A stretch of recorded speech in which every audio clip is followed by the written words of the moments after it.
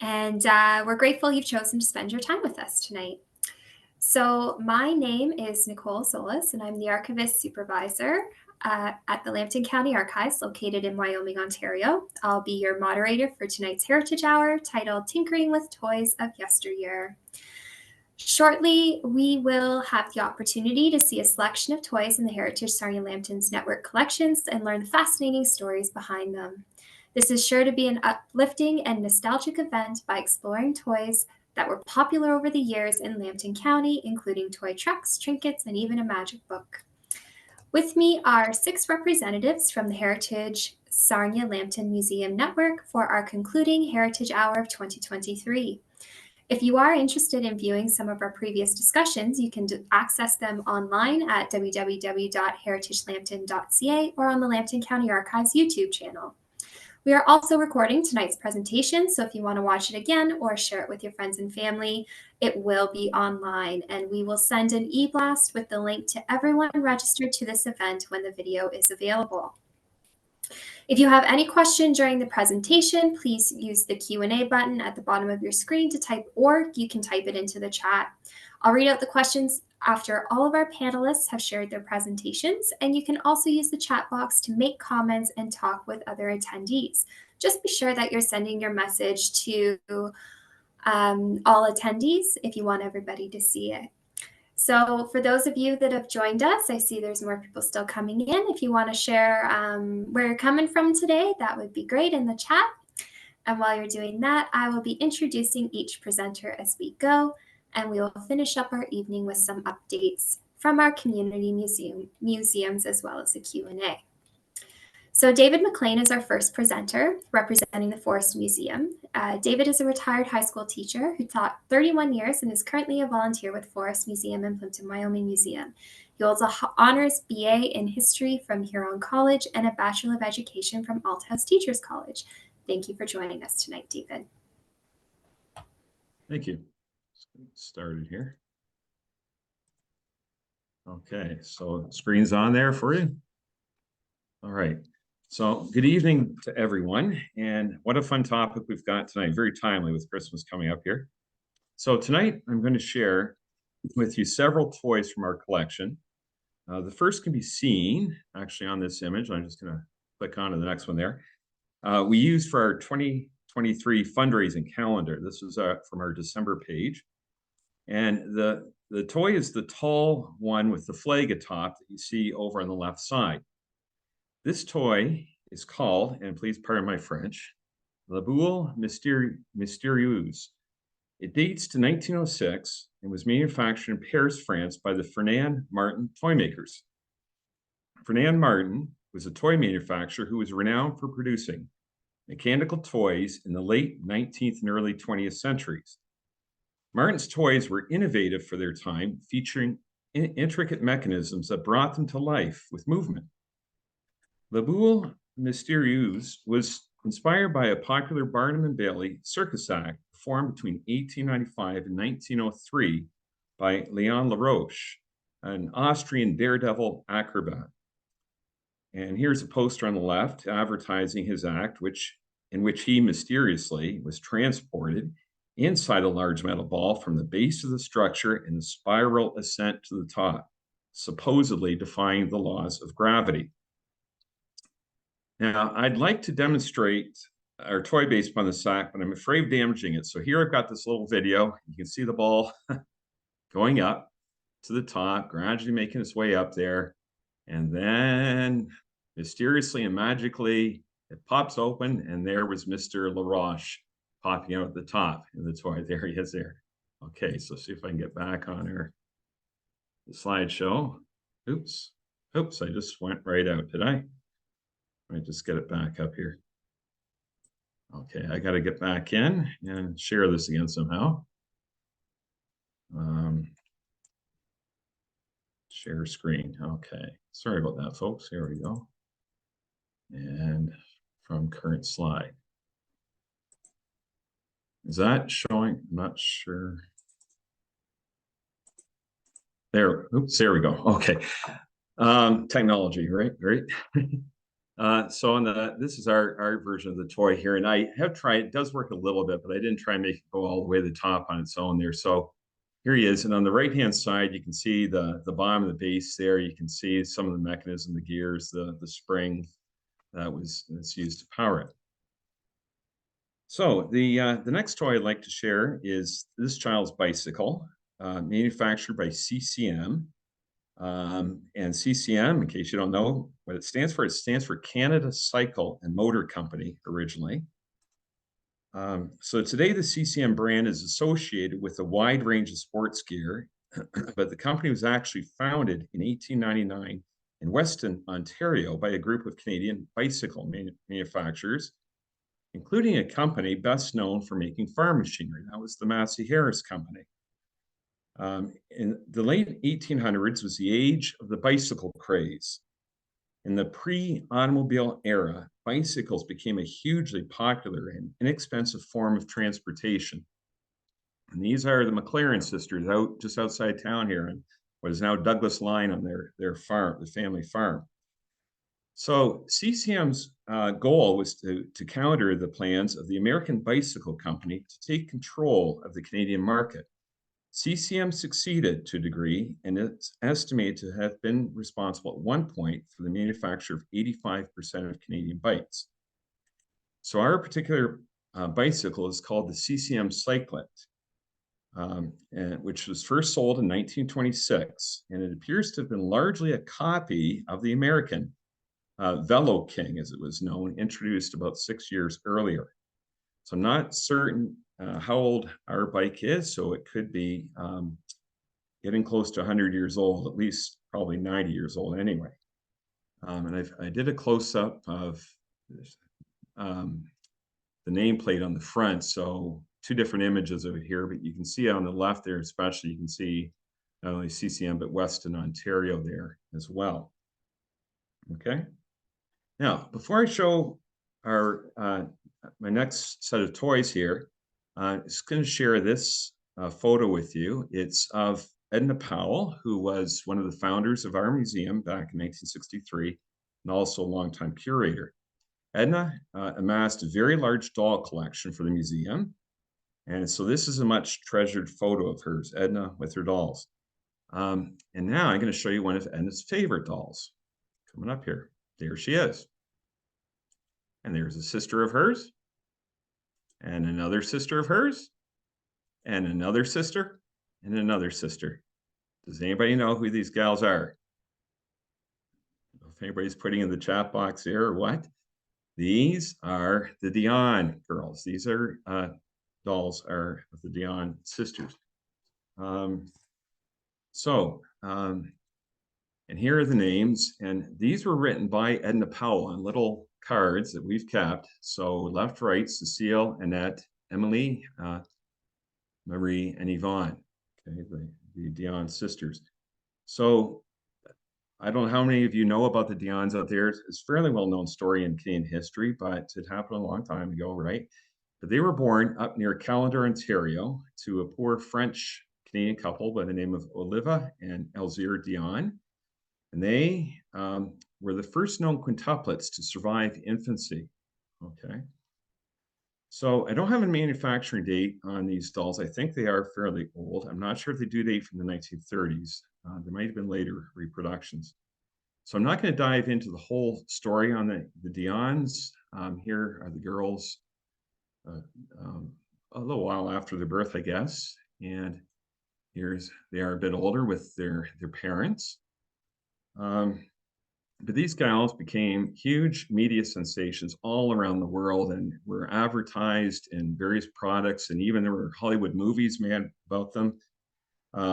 Stars came, and people and stars came around the world. I was going to name some of the stars: Jimmy Stewart, Clark Gable, and Amelia Earhart apparently paid a visit just a few weeks before she had her fateful flight. So sadly, the girls and their families suffered much from the exploitation and control of their lives. Okay, so anyways, in case you're wondering, two of the Dion girls are still alive today, Annette and Cecile. This was taken a couple of years ago, and their 90th birthday, of course, will be coming up in the spring. All right, I also want to share this black and white photo. This is when those dolls came into our collection, I guess, and it shows Edna Powell with the 5 dolls. Yeah. The other day on our Facebook page, I had a little mystery here. I said, we got this little box. I'm going to open it up at least on my slideshow here for you. And well, you know what? Here, let's open the box, see what's inside. Okay, and you're guessing right here. So these are the Dion girls. This is in a little box somebody got for a Christmas gift, obviously a long time ago. I'm estimating, well, these girls would look about 4 or 5 years of age, so probably late 30s when this was given. And they are about 2 to 3 inches tall and are made of bisque, which is unglazed porcelain, as I understand it, and were made in Japan. Okay. And we're not done with the Dion's yet. Okay. This little dollhouse is in our collection, apparently handmade back in the 1930s. Quite incredible it survived all this time. And now there's the actual Dion house on the right, so you can compare. So you see some similarities, but not exactly the same. But what's especially, and you know what, I had seen this dollhouse for some time, and okay, it's the Dion dollhouse, okay, right. But one day, a while back, I decided to peer in the windows, because if you look in the bottom left, you can see a face. And that is Yesteryear Dion. And I looked a little closer. And then I peeked inside and I put my camera inside just to get some more pictures here. And on the bottom left, you can see this is Dr. Defoe holding one of the newborns. And below him, images of the girls at a later time. And also inside, we see one of the girls and with a puppy, and another picture showing some of the furniture, I guess, if you will, up there as well. Okay. So anyways, that's the Dion house. This was donated to our museum by a Mrs. Iola Pilone of London, who sadly just passed away a couple of years ago in London. So before I finish, I'm just doing a little commercial plug in here. It's our 2024 calendar. If you're interested in it, just go to our website right there at $20, and you can also buy them from Van Valkenburg's there. So thank you very much tonight, folks. Merry Christmas to everybody. Thank you so much, David. That was great. So our next presenter is Erin D. Richard, and she is the Curator Supervisor for the Oil Museum of Canada. Prior to this, she worked in a variety of museum roles within Canada and England, including the Guelph Museums, Brant Historical Society, the Royal Collections at Windsor, British Postal Museum, and Black Creek Pioneer Village. She holds a Master of Museum Studies from the University of Leicester and a BA of Honors in History from the University of Guelph. Thanks for joining us, Erin. Unmute myself there. All right, so I'm hoping I'm sharing my screen here. All right, so thanks, Nicole, and good evening to everyone. What might surprise some people is that we do here at the Oil Museum of Canada have toys in our collection. We have some of the usual toys like paper dolls and rocking chairs, tea sets and metal figures. However, we also have toys that are more specifically related to the our oil history story. So to start, this is some toy trucks. Both trucks were collected by former employees for their personal collections, so not strictly toys. The top one is a oil tanker with the Polysar logo on the side. Polysar was started in 1942 as the Polymer Corporation, a Canadian federal crown corporation established to produce synthetic rubber to substitute the natural supply which had been cut off during World War II. The Sarnia site was considered to be more efficient than its American counterparts, and it was decided to keep the company going as the Crown Corporation after the war ended. In 1971, Polymer Corporation was sold to the Canadian Development Corporation, and a subsidiary of the rubber component was named Polysar Rubber Corp in 1976. This company then purchased in 1988 by Nova Corp and sold again in 1990 to Bayer. The site is still active today as Arlanxeo, which still produces polyisobutylene, been practicing that word, which is used in chewing gum and inner tubes. The site of Nova Chemicals, which is the other truck there, located in Corunna, was established in 1977, but became Nova in 1988. Knowing when these companies existed and under which names does help us to be able to give a date range for when these toys were possibly made and collected. There isn't much evidence of these toys being used or played with because they're in quite good condition. These next toys were in fact made for children. They were purchased as souvenirs by international driller John Braybrook during his time working in Colombia from 1930 to 1943. John Braybrook was born in Marthaville and went to school in Petrolia. He followed his brother Raymond into the oil industry and became an international driller. He started working in Canada and then traveled to South America. His wife Ola was no stranger to oil either. She's the daughter of an oil man, Henry Gregory, and she accompanied John on some of his travels. Braybrook worked for Royalite Oil Company in Turner Valley in Alberta from 1929 to 1930, and then from there he went to the Tropical Oil Company in Colombia. The camp where he worked, El Centro, Colombia, had been bulldozed out of the jungle, and it was located in a valley with 400 miles of jungle stretching out in every direction around it. So these daggers and arrows are made from purple heart wood and use animal fur and hemp twine, and the quiver is made out of bamboo. These wooden toys would have been made by the people who lived in the jungle villages of Colombia for their children. And these types of toys are called wasters, wooden practice weapons to teach important hunting skills through play. So wasters have been found in several cultures over many centuries, including ancient China, Ireland, Iran, Scotland, Rome, Egypt, Japan, and even modern era Europe and the United States. Petroleum memorabilia is a big hobby for some collectors, and there are lots of items out there relating to oil and petroleum.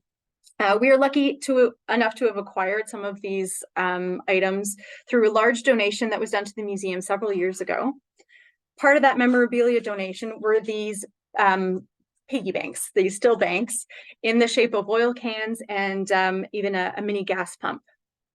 While working on this talk, I kind of went down an internet rabbit hole about the name piggy banks and why pigs are associated with wealth and good fortune, which never occurred to me before as to be a question. But from ancient times, people have always had money banks, and they were typically made out of clay with a coin slot on the top to encourage saving money. And to access the money, you literally had to break the bank. So many ancient examples from the East have banks in the shape of wild boars, most famously from the island of Java from the 13th century. It is believed that the Javanese chose the symbol of the wild boar for prosperity because of their big round bellies and their connection with earth spirits. This book is a very recent donation to the museum, came in this year actually, and the donor brought in a wooden trunk of various items that belonged to an international oil driller, Robert Rawlings, and one of his sons, Earl. So Robert Rawlings left for Sumatra in 1890 to work for the Royal Dutch Petroleum Company, and he was already an experienced driller and manager, skills which were necessary in the remote jungles of Southeast Asia. Rawlings very much appeared to take an interest in his surroundings. He learned the Malay language when he was there, bought a Kodak camera specifically to take snapshots of his surroundings, and collected many souvenirs from his collection. We were lucky enough to have a lot in our collection. Many of the photos that he took were from not focusing on the drilling activities, but on the people and the landscapes of Sumatra and Southeast Asia. So Robert had two sons, Harleton and Robert Earl. So Earl, some of the items were in this trunk. He was born in 1910, and as a child, like his father, he collected things as souvenirs. Some of these things, these small collections were in the trunk there, including this book. He had an interest in magic and took time to compile, transcribe, and illustrate this unique magic book. I'm not sure how old Earl was when he produced this book. I think possibly in his 20s. But he did become a school teacher, and I can only imagine the magic tricks that he would have performed for his students. And he does write in his book, a wand is a symbol of magic, and every audience expects you to have one as a magician. It is also useful for making small objects appear and disappear, as illustrated on this page. So don't tell the magicians I'm sharing secrets. It's just a really cool book of the illustrations and the time that it would have taken him to write all this.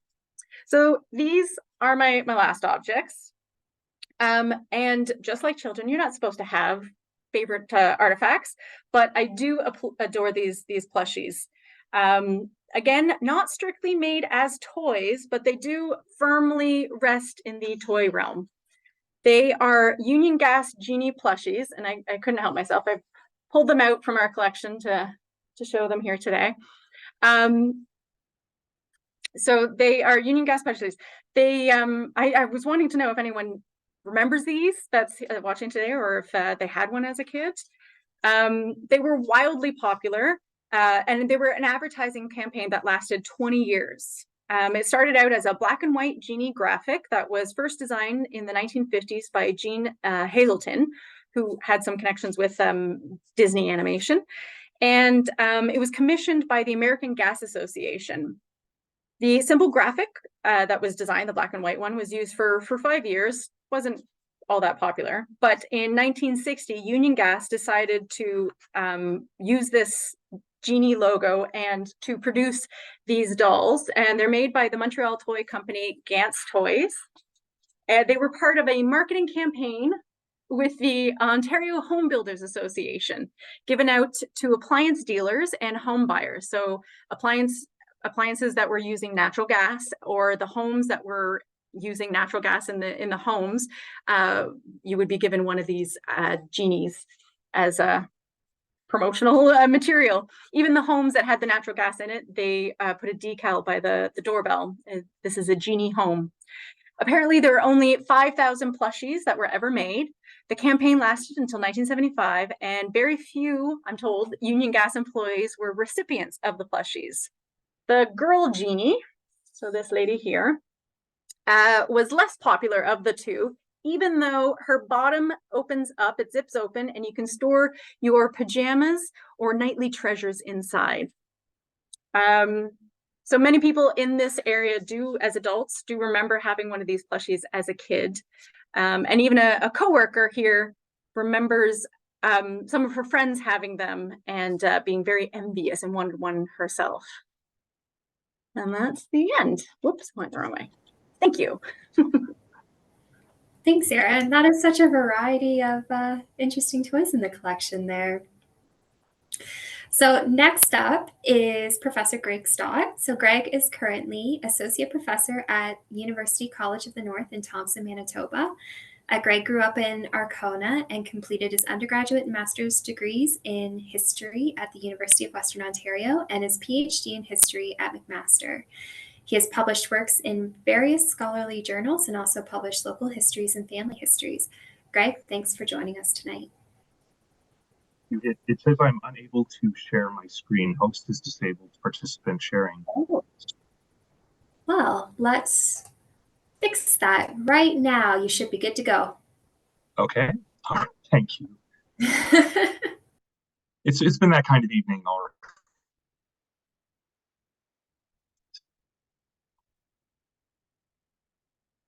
Thank you, everyone.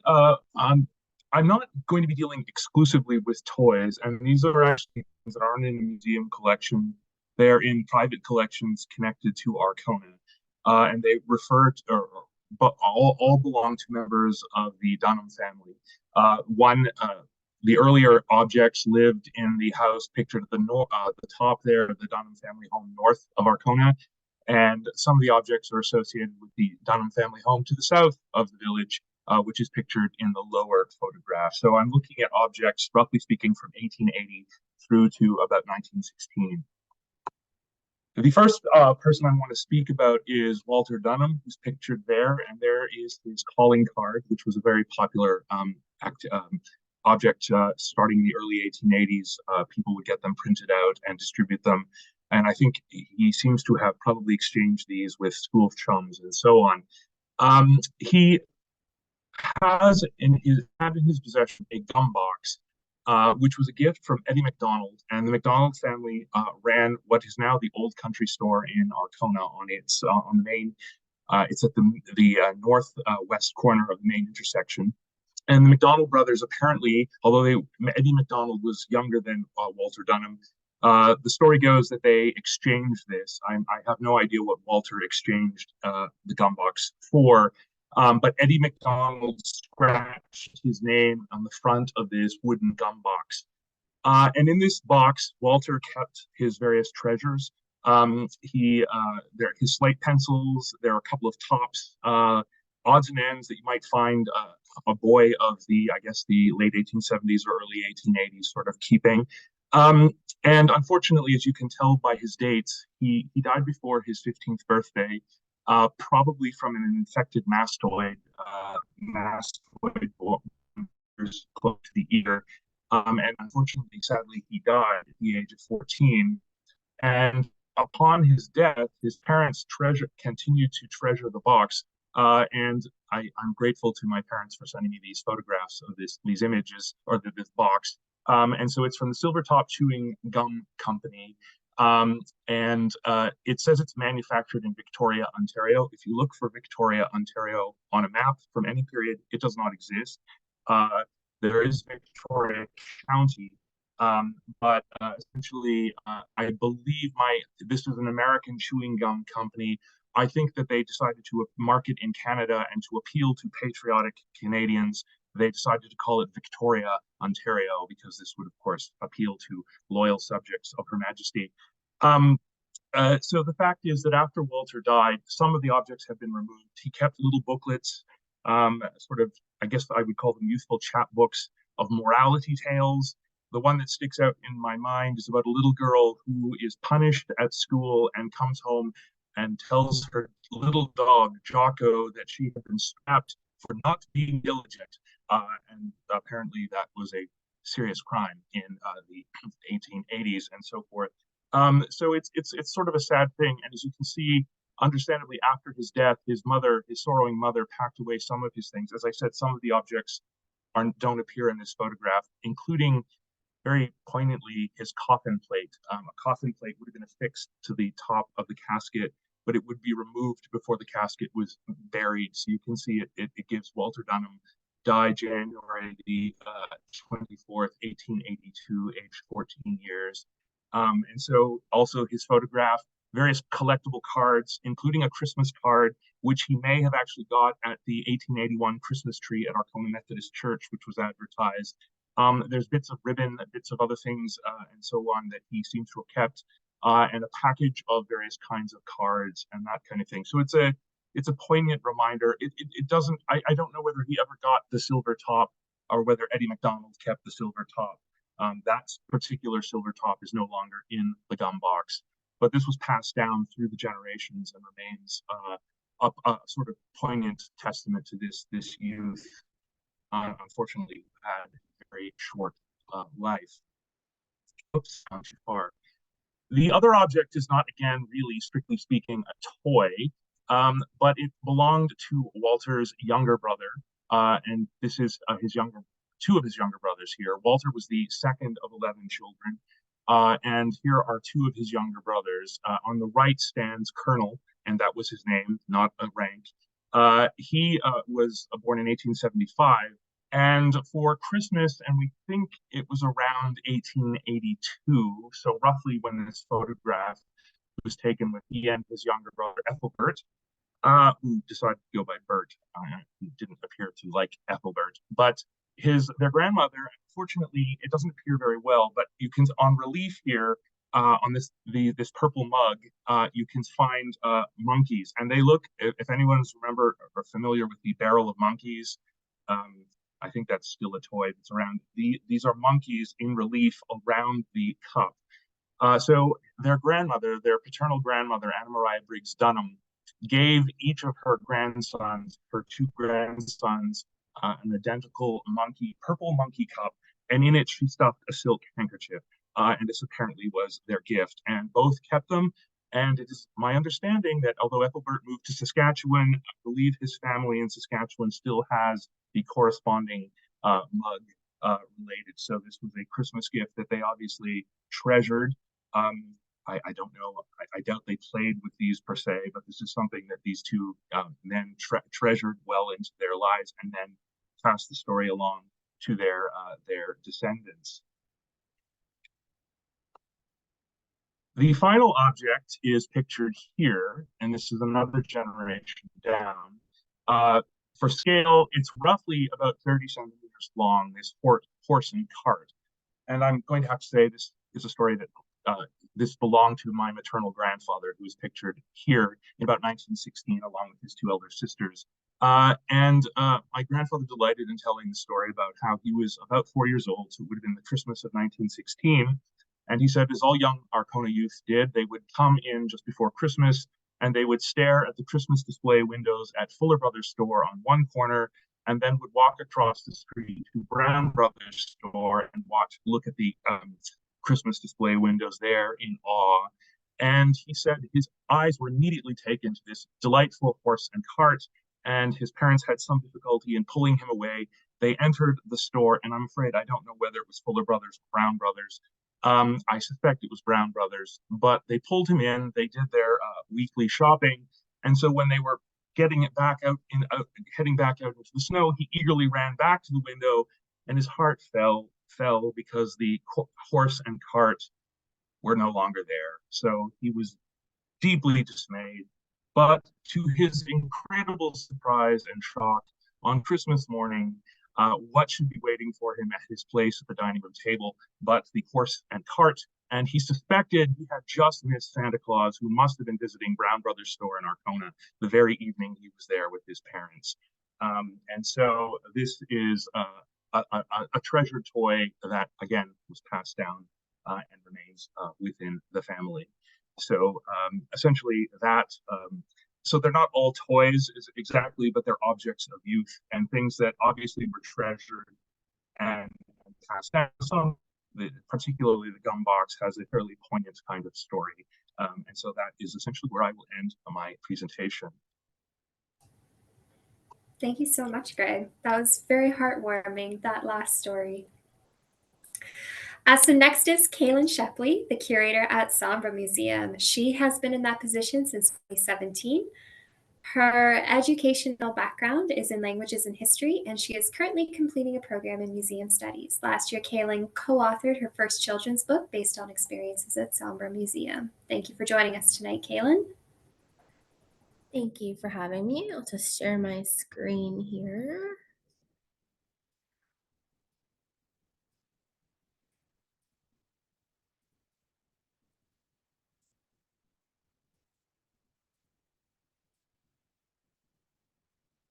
Okay, can everyone see my screen? Yep. Okay, so I'm presenting Toys of Yesteryear inside the playroom at Sombra Museum. So as you can see on our title slide here, we have a optical illusion top that was found in the collection while I was looking for items to display for this presentation.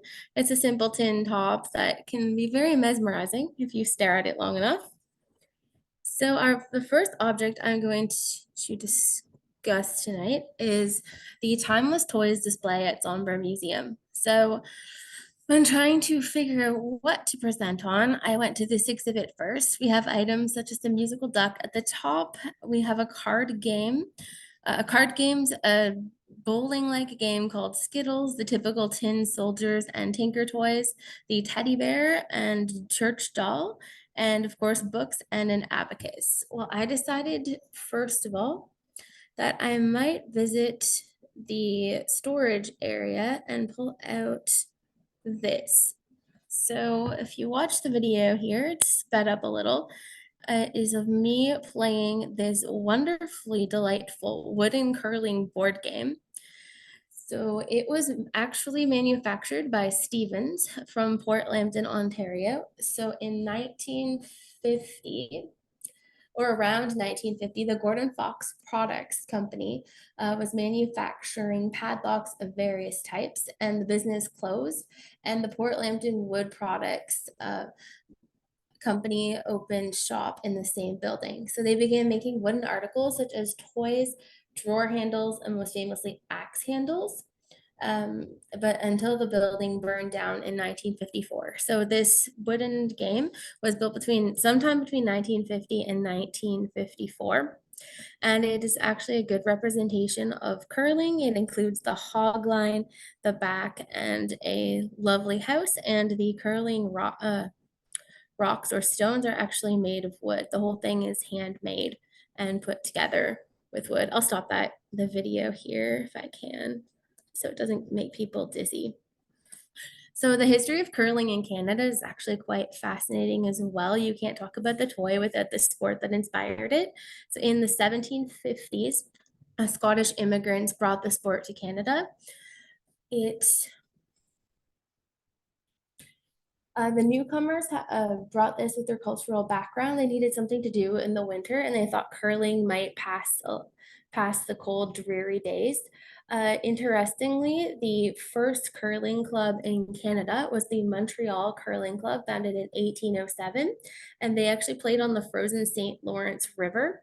As curling was an outdoor sport, we're the only country in the world that used iron curling stones. They were shaped like tea kettles and weighed 60 to 80 pounds for men and 40 to 48 pounds for women. And they were used in the latter half of the 18th century and into the early 19th century in Canada.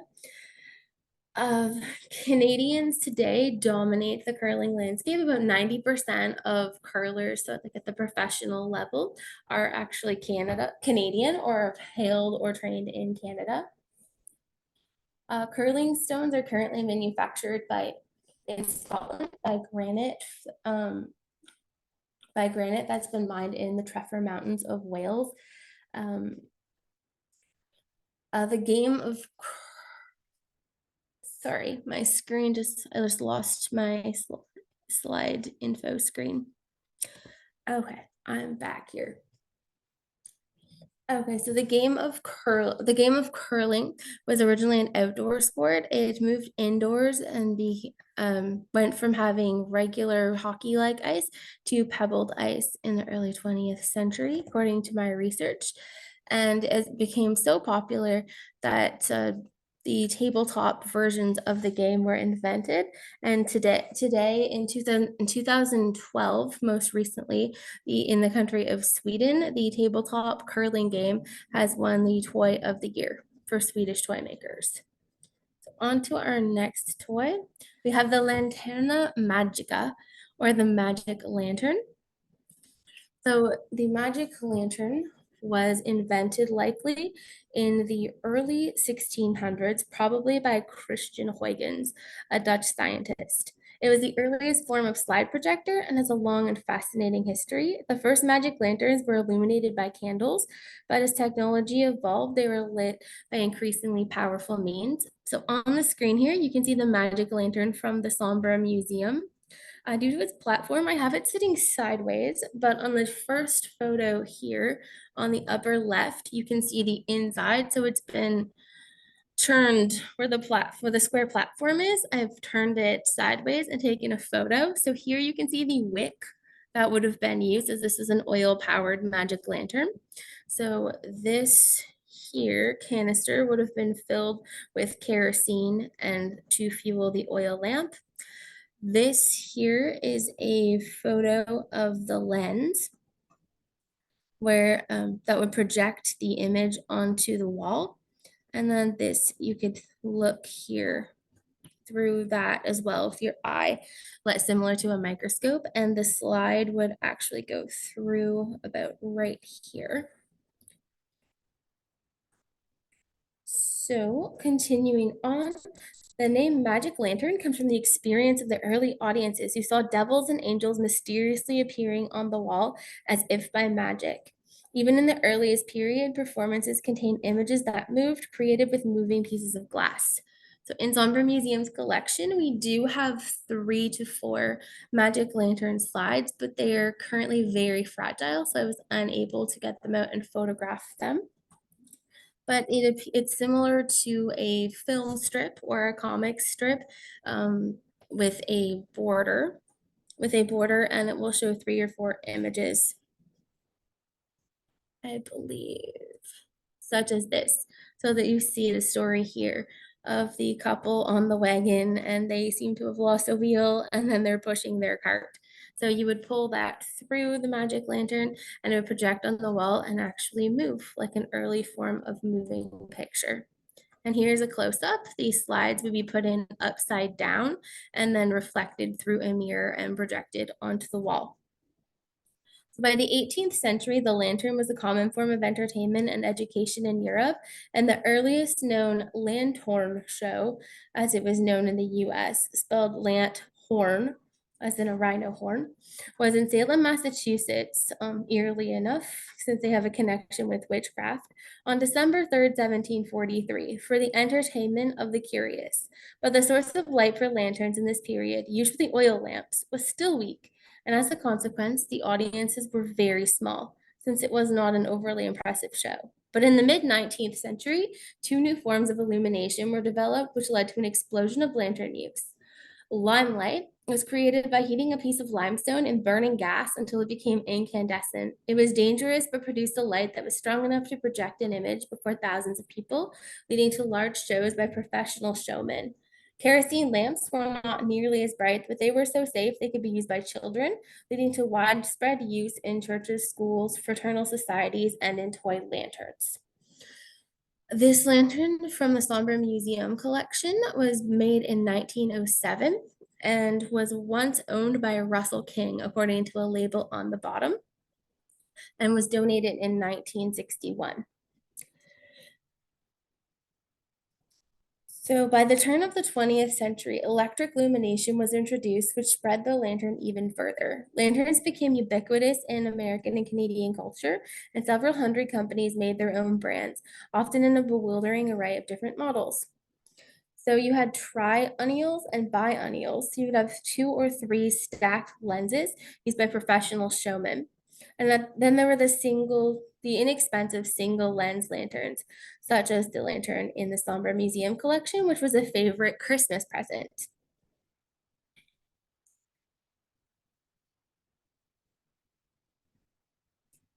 So it's easy to begin your magic lantern collection.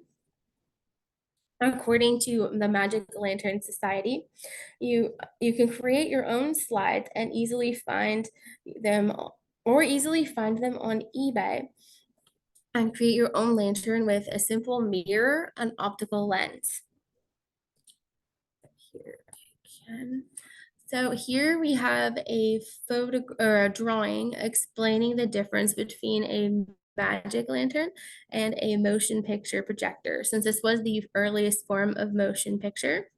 So you can see that they're very similar, with a light reflector and then the light being illuminated. So we would use a bulb in the film projector and a candle or lantern light for the magic lantern. They both have a condensing lens or a condenser, and then the objective is a slightly different spot. And the screen is usually further away for the film projector. But other than that, they are very similar.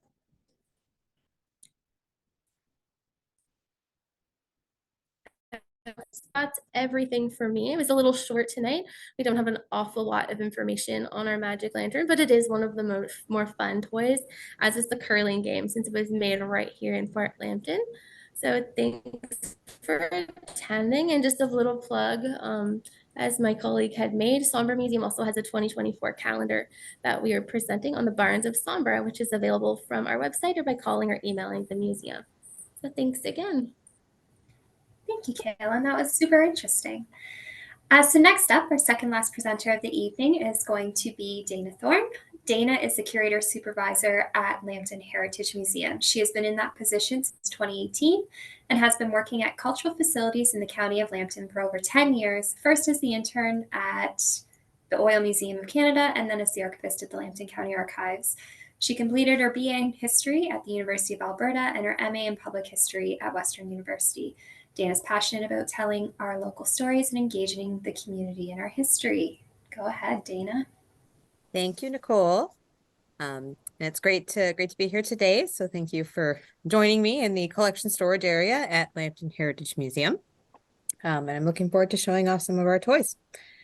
And I'm going to start with a Disney toy because Disney is celebrating its 100th anniversary this year. How's that for Nicole on the camera? And this is a Mickey Mouse pull toy. So it was manufactured by Fisher-Price in 1939. And you can see that Mickey's on a wheeled base and there is a pull string. So you can, as you pull Mickey along, he has these arms that will move up and down and his mallets will tap on the xylophone and it'll make kind of a song on the xylophone as Mickey goes up and down. He's got a bad wheel and he's a bit fragile, so I'm not going to pull him up and down the table, but it's a nice example of a Disney toy from 1939. And happy 100th anniversary to Disney. The next item that I've got here is a miniature tea set. So a lot of children's toys were designed in pint-sized form to be kind of a younger version of playing at being grown up. And this miniature tea set is made out of tin and it's beautifully colored with decorations of different children in traditional Dutch costumes. The picture here even has windmills as part of the motif.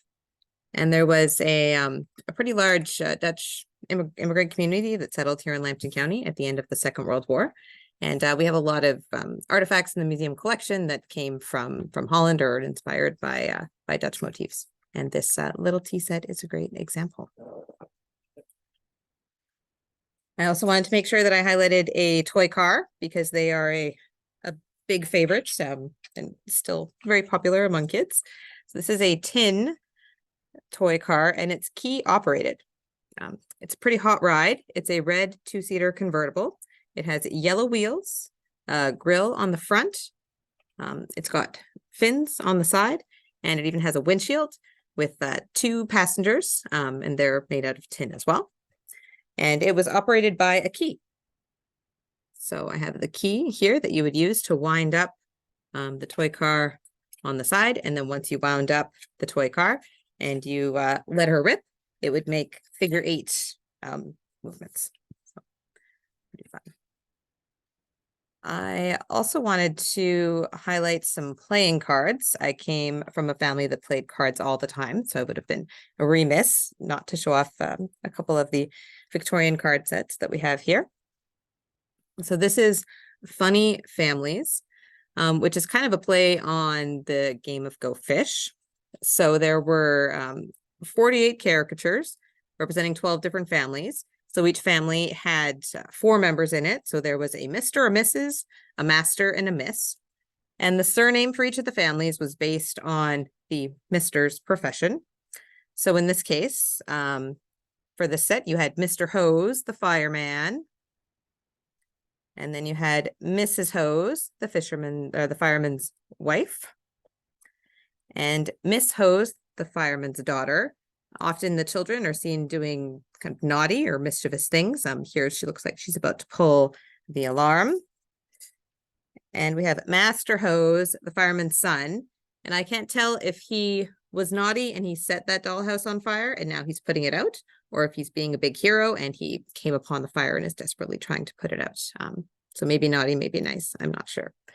But the way the game was played was that all of the cards were dealt out to all of the players, and you were trying to collect these matches of 4. So you would ask the other players, oh, do you have Master Hose, the fireman's son? And if they had it, they would have to give it to you, kind of similar to Go Fish. And then you create your sets as you go along, and whoever gets the most points has the most sets at the end of the game wins.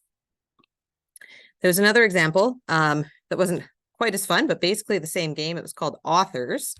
So you had the same sets of 4 cards, only these were based on names of authors and then works that they had done. So for example, if you want the set of 4 in Authors, you would have to collect the Charles Dickens card and then also collect David Copperfield, Pickwick Papers, and Old Curiosity Shop. So Authors is a bit of a more serious version of the same game, I suppose. I know that David had talked a little bit about dolls, but we also have a lot of dolls here at Lambton Heritage Museum. I wanted to highlight a couple in particular. The first one is a very beautiful doll that was made in South Africa in the early 1900s. Black dolls were rare in North America, and generations of Black children couldn't access toys that reflected their race. Debbie Garrett, she wrote a book called Black Dolls, A Comprehensive Guide to Celebrating, Collecting, and Experiencing the Passion. And she wrote, "I'm empathetic about a Black child having a doll that reflects who she is. When a young child is playing with a doll, she's mimicking being a mother. And in her young, impressionable years, I want that child to understand there's nothing wrong with being Black." This beautiful doll belonged to an intrepid businesswoman with links to England, South Africa, and Lambton County. Josephine Windley was born in England in 1883. She married in 1906 and moved to her husband's home country, South Africa, where she lived in Port Elizabeth for almost 10 years. And that is where Josephine bought the doll before she eventually moved to Lambton County. And she married a dentist from Port Lambton, I believe. I'm just going to hop over to my other table. I'm going to turn off my camera very quick while I do it. I just have a couple more items to show. Here I am. Perfect. I got a few more dolls from the collection. We recently received a donation from a woman named Jillian Holmes, who is a local artist that specializes in creating miniatures and in making dolls. And Holmes was exposed to art and architecture at an early age, and she's made her own furniture, luggage, clothing, and footwear, often repurposing old and found materials. And this doll is one that she made. Her name is Jillian, after Jillian herself. The doll is 16 inches tall. She has beautiful ringlets. She's made out of porcelain, and Jillian made the outfit and the shoes as well. Not only is Jillian herself beautiful, she also has her own trousseau. And inside were quite a few outfits that Jillian had made, but I just picked one to show tonight because it's this beautiful winter cape with the fur lining and the ribbon and the all that careful sewing work, as well as this lovely bonnet for another of Jillian's outings. Jillian also included some of the patterns that she had used to make the different clothing as part of her donations. So you can see these were patterns that she had actually used. So there's a pattern for a doll's collar and another pattern here as well. And one thing that I loved when I was going through those patterns was this little piece of lace that just was stuck in there and had been left by the donor. It's always cool when you find those unexpected traces that people had left behind. Jillian made her own dolls and dolls clothing, but she also collected dolls from other makers. And there's an example here from a doll maker from Walpole Island named Elizabeth Mack. This beautiful doll is wearing a buckskin dress and shoes and has really incredible beadwork. And the best part, I think, when you flip it around, is on her back is the little baby. So sweet. Then I've just got one more thing going over here is a dollhouse. Dollhouses are a perennial children's favorite. We have a beautiful example here from the R. Bliss Manufacturing Company. It's a 2-story, 3-room dollhouse, and it was the prize possession of 3 Petrolia sisters in the early 1900s. The bright colors are still visible even after it spent many years in the attic. The furniture disappeared long ago, but inside you can still see original features, including see that the lace curtains, then the inside of the windows and the wallpaper. The hallmark of a Bliss dollhouse was the colorful paper that was applied to the wooden exterior. Today, Bliss toys and dollhouses are very collectible and can be identified by a trademark or logo placed within their design. And if you look above the door on our dollhouse here, you can see R. Bliss right there. When they were first offered for sale, they cost $5. And that's all for me tonight. So thank you for hanging out with me in my collection storage area tonight. It's a great behind the scenes of some of the stuff that you have in the collections there at the Lambton Heritage Museum. Thank you, Dana. So our final presenter of the evening is Fiona Doherty. Fiona is the museum coordinator at the Moore Museum and has worked there since 2018. Fiona was born and raised in Point Edward and attended Western University studying anthropology and geography and worked as an archaeological field technician in southwestern Ontario for several years. She completed her museum study from Algonquin College in Ottawa and did her internship at the National Museum of Ireland Country Life. Go ahead, Fiona. Okay, I will just share my screen here. Is that working for everybody? Yep. Okay, perfect. Okay, so my name is Fiona, and I work at the Moore Museum. For anybody who hasn't been to see us yet, we are a 13 building pioneer village, and we aim to preserve the history of the former Moore Township. Today, I thought I would talk a little bit about the musical themed toys that we have at the museum.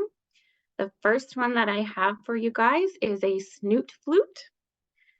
This may seem kind of like a novelty item, and I thought so as well, but during my research, I realized that flutes and whistles that are mainly focused around your nose have been used around the world for centuries, most commonly in Polynesia and the Pacific Rim countries. In the Hawaiian Islands, they're actually used as a courting instrument, but they're also used in Africa, New Zealand, Taiwan, and they're made out of materials from gourds to wood to plastic, so lots of variation. Our flute at the museum is made out of plastic, and it's marked 1959. The directions are underneath the flute that you would have to take off of the cardboard there, so you can't see them right now, but basically you would place it over your nose and mouth, and you would blow through just your nose. And you could change the shape of your mouth and the intensity of how you're blowing to make different sounds. They make sure to note, yes, you can see it on there. They make sure to note that it's washable, which is a handy feature. So while looking at this item, I looked at a few YouTube videos of people playing them, and it is still modernly used. And there are a lot of modern cover songs that people have done with snoot flutes. The second toy is a little bit of local flavor. This is a wooden whistle from the Jameson Candy Store, which was located in Sarnia on Christina Street South. My research shows that it mainly sold chewing gum, but obviously it also had a few other things. The whistle is dated to the 1920s. And was donated to the museum in 1974, which is actually before we even opened our doors. So it's one of our original artifacts. It's hand whittled, and you can see the beveled edges and polished wood there. Whistles in general, made of bone or wood, have been used for thousands of years, and saw a resurgence kind of in the 1930s when the train whistle became really popular as a toy. So that's one of the reasons why it was so popular as a toy, was because of that. Similar to the whistle, I have a mouth harp. So mouth harps belong to a family of musical instruments called lamellophone. So they make sound by vibrating a thin metal plate called a lamella or a tongue. So there are lots of variations of these. This mouth harp would be one that just has one tongue. To use it, the performer would hold the harp firmly against their parted teeth, allowing the reed to move freely. And in the same way as the snoot flute, you can change the pitch by changing the shape of your mouth or the intensity of how you're blowing. Occasionally, these are still used in popular music. I know that there's a Black Sabbath song that has some mouth harp in it. And our very last one here, I have a kazoo. This is one from our collection. It's made of metal, and it has a paper label that says Northern Navigation Company, Great Lakes cruise. It's a souvenir from one of the cruises on the Great Lakes. It also says, I'm not sure if you can read this, but keep and join the Mile March band twice daily. It was donated to the museum in 1991, and it's believed to be from the Noronic, which I'm sure a lot of you guys are familiar with. The passenger and freight ship that did pleasure cruises on the Great Lakes. It was owned by the Canadian Steamship Lines and launched in 1913. It unfortunately burned in September of 1949 after it departed on a pleasure cruise from Detroit, picking up passengers in Ohio and scheduled to travel to Prescott, Ontario, and the Thousand Islands before docking in Sarnia. As it was docked overnight in the Toronto harbor, it caught fire and it was very tragic. There was severe loss of life, and obviously the ship was destroyed. It's probably been a long time since any of us has used a kazoo, so I'll remind you. This one differs from the other instruments that I've talked about because you don't blow into it, you hum into it. And you can make different sounds by producing different syllables. So do, to, woo, boo, those kind of things. And much like the other instruments that I talked about, this is also not a lost art. If you do a little research online, there are tons of people who still play the kazoo. There are bands and players who do cover songs and lots of things like that. So I hope that you enjoyed hearing about those musical instruments, and that concludes my portion of tonight. Thank you so much, Fiona. I actually remember playing with the kazoo when I was younger at my grandparents' house. So it's really neat to see that. So that is all of our presentations tonight. So if any of you have any questions or comments, feel free to drop them in the chat or in the Q&A. And as you're doing that, I'm just going to read out a few updates from some of the museums across the county. So looking for unique gift ideas, don't forget about the Oil Museum of Canada's gift shop with lots of one-of-a-kind items from socks and candies to ornaments and mugs. So you can drop by their open hours to shop, and they will also be open between Christmas and New Year's for their regular hours. February 2nd is the first PA Day of 2024, and the Oil Museum will have Heaven's Life Wildlife Rescue in attendance, giving 2 timed presentations. These will be a free ticketed event. Also available for drop-in on this day will be winter-themed crafts and activities, and if there's snow, you can borrow some snowshoes to use on the museum grounds. The event runs from 11 to 3 p.m. And thanks to a donation from Shell Canada, all of the PA days are free to attend for the 2023-2024 school year. Beginning in early January, the Lambton County Archives will be collecting submissions for stories and photos related to hockey in our community. So you're invited to submit your hockey stories, whether it was playing hockey, watching hockey in Lambton County, and you can do this using an online form on Lambton County or lambtonarchives.ca between January 4th and February 29th. These submissions will help preserve the history of hockey here in Lambton County and demonstrate what a great game means to our community. Submitted stories may also end up being featured in a section of Lambton Heritage Museum's upcoming hockey exhibit that will be taking place from July to October 2024. I don't see any questions, so we will wrap it up for the night. On behalf of the Heritage Sarnia Lambton Museum Network, thank you for attending tonight and continuing to support our local museums.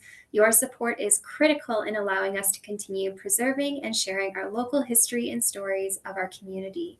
We look forward to seeing you at our sites, and until next time, I hope everybody has a great night, and thank you.